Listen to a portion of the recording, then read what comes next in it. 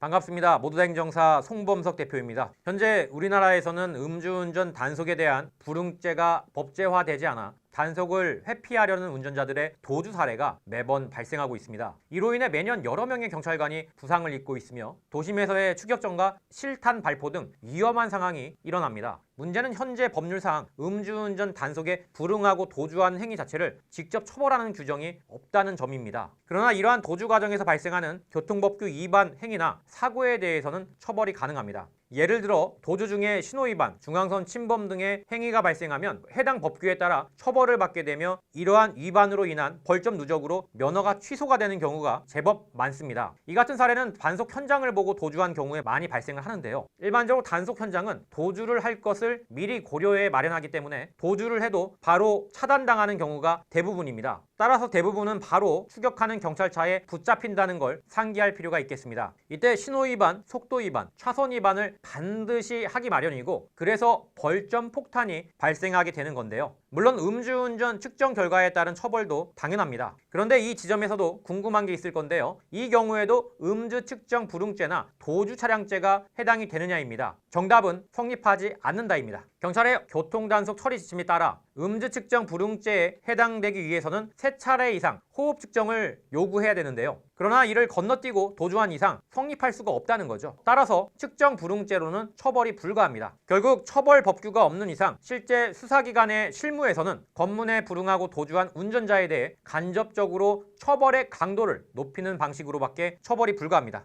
이에 따라 학계 논문 등을 보면 음주 단속 현장을 보고 도주한 경우에 대한 처벌 법률을 따로 제정해야 한다는 목소리도 나오고 있는데요. 저 역시 찬성합니다. 단속 현장에서 도주를 하는 경우에는 2차 사고 발생 가능성이 아주 높기 때문입니다. 무고한 사람이 다칠 수 있다는 점에서 하루빨리 관련 규정을 제정해야 되겠죠.